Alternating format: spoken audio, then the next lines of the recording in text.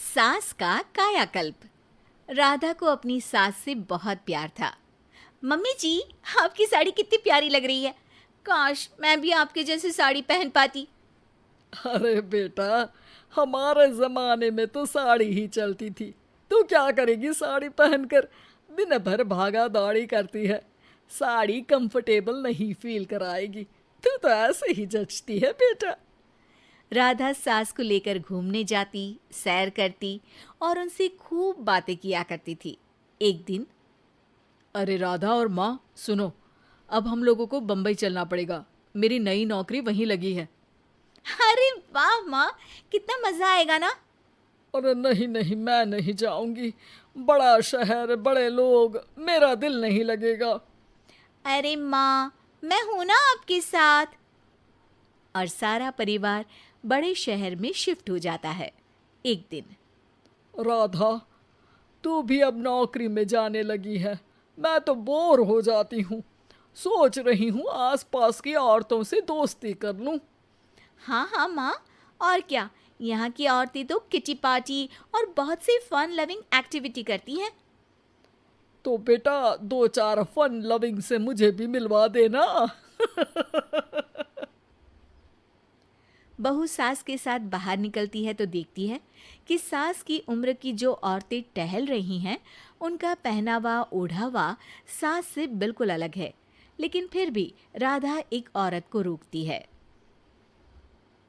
Hello aunty, how are you? Oh great darling. Aunty, हम लोग यहाँ नए शिफ्ट हुए हैं। ये मेरी मम्मी है। क्या ये कल से आप लोगों को ज्वाइन कर सकती हैं? वो औरत सास की तरफ बड़ी ही अजीब नज़रों से देखती है, फिर कहती है, अब ठीक है, कल से भेज देना। सास समझ जाती है कि उस औरत को वो ठीक नहीं लगी, लेकिन फिर भी वो कुछ नहीं बोलती। अगले दिन, अरे माँ, अच्छी सी साड़ी पहनकर तैयार होकर जाइए। आपको आपकी दोस्तों के पास जाना है ना।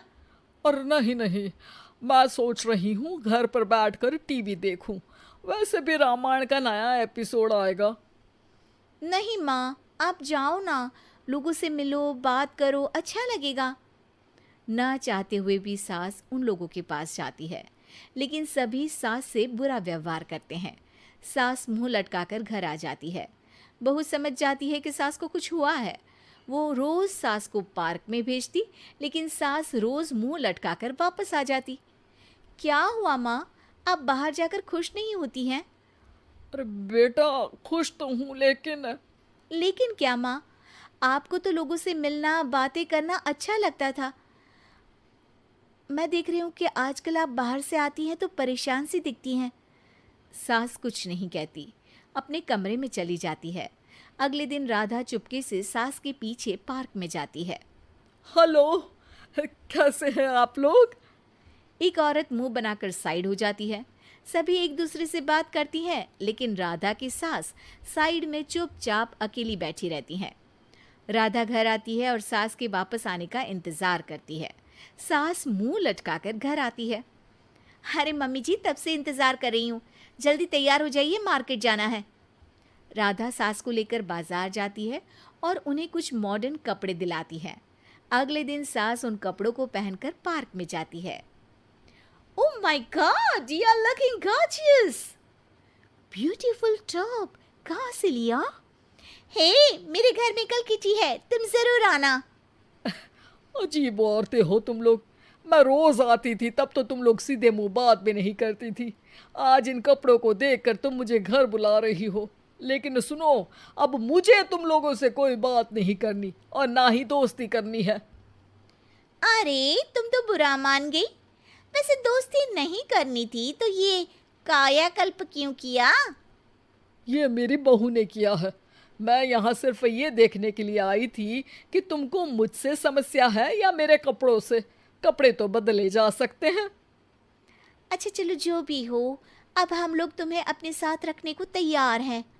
लेकिन अब मुझे तुम लोग नहीं पसंद। ये बोलकर राधा की सास वहां से चली जाती है। वाह माँ जी, आज तो आपका चेहरा खिला खिला सा लग रहा है। लगता है आपकी सहेलियों ने आपको अपना लिया। हाँ, वो तो अपनाना ही था।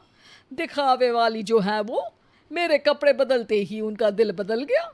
लेकिन आज मैं उन्हें मना कर आई, अरे क्यों माँ जी? क्योंकि उन लोगों को मुझसे नहीं मेरे कपड़ों से दोस्ती करनी थी। वैसे मेरे पास तो तू है ना, मेरी प्यारी बहू, मुझे किसी की जरूरत नहीं है। अरे नहीं नहीं माँ जी, आप ऐसा क्यों सोच रही हैं? बेटा ये गलत भी तो नहीं है, जैसा देश वैसा भेष। क्यों? ठीक है ना माँ, अब जब ये हम लोगों का देश है तो क्यों ना हम यहाँ का भेष अपना ले। हाँ हाँ जरूर, मैं तो तैयार हूँ। समय के साथ खुद को बदलने में कोई बुराई नहीं है, लेकिन कहीं नकल के चक्कर में बंदर ना दिखने लगूं। खैर, बहू लग जाती है सास की कायाकल्प।